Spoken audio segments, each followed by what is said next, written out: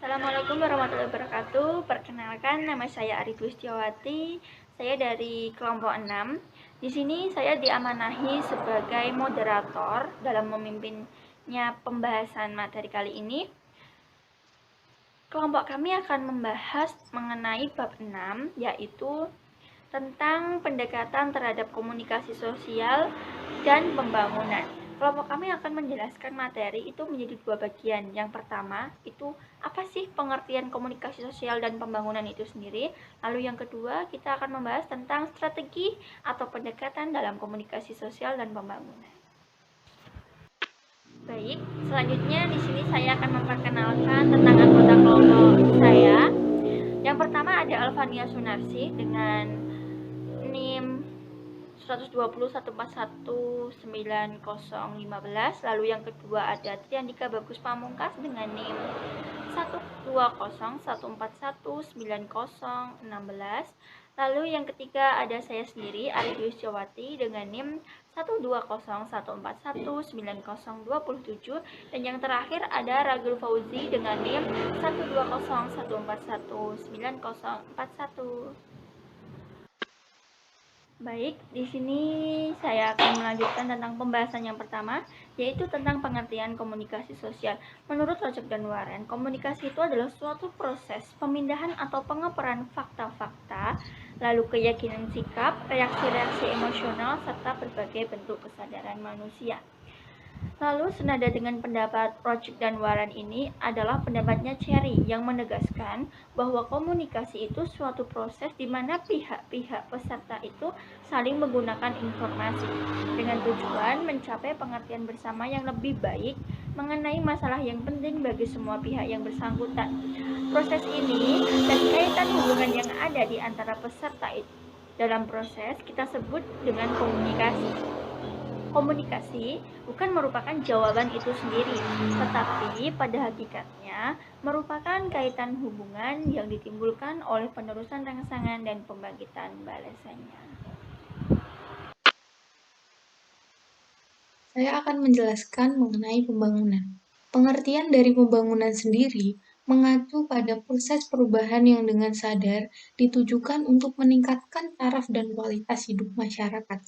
Jadi, pembangunan sebenarnya dirumuskan dalam rangka meningkatkan taraf dan kualitas hidup individu maupun masyarakat, baik secara lahiriah maupun batiniah.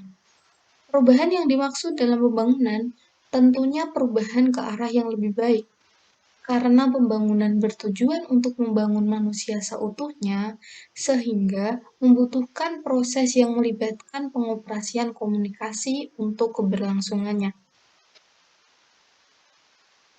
Pendekatan dalam komunikasi dan pembangunan. Strategi pada hakikatnya adalah perencanaan atau planning dan manajemen untuk mencapai suatu tujuan.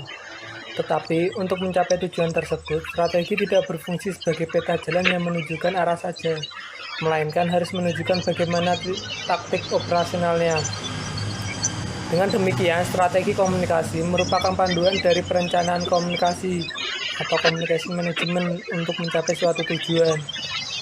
Untuk mencapai suatu tujuan tersebut, strategi komunikasi harus dapat menunjukkan bagaimana operasionalnya secara taktis harus dilakukan, dalam arti bahwa pendekatan bisa berbeda tergantung pada situasi dan kondisi. Menurut AED, ada 4 strategi komunikasi pembangunan yang telah digunakan selama ini, yaitu sebagai berikut.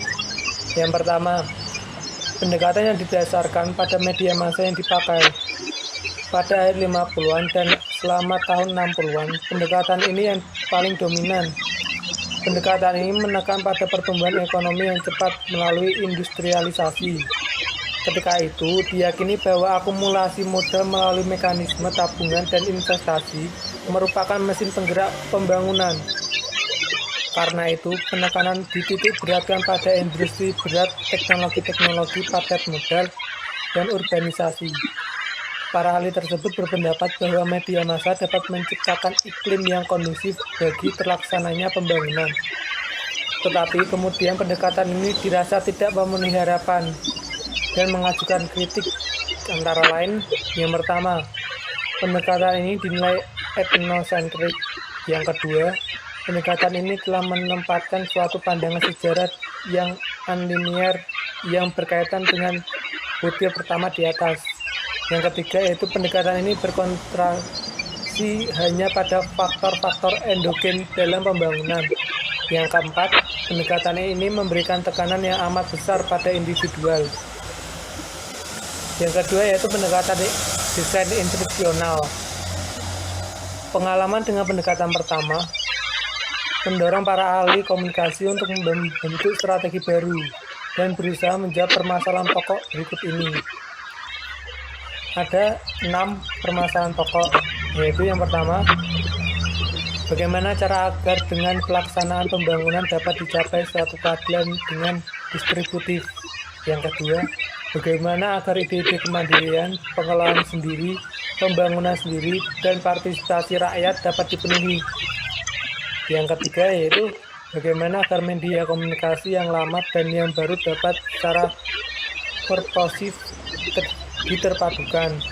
Yang keempat, seampuh apakah kebudayaan dapat dijadikan suatu sekutu dan pembantu pembangunan.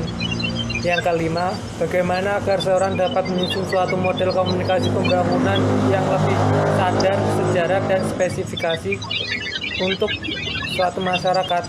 Yang keenam yaitu bagaimana agar seorang dapat mempertimbangkan faktor-faktor struktural yang menghambat pembangunan. Kemudian yang ketiga ada pendekatan komunikasi partisipatoris. Pendekatan ini merupakan pendekatan baru dalam strategi komunikasi pembangunan yang melihat unsur-unsur yang terlibat dalam proses komunikasi memiliki kesetaraan dalam posisi dan peran.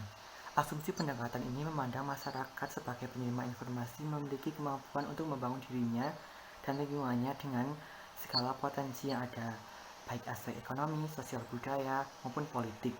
Ruang dan peluang masyarakat untuk terlibat penuh cukup terbuka sehingga memegang posisi sentral dalam melakukan perubahan demi keberhasilan pembangunan.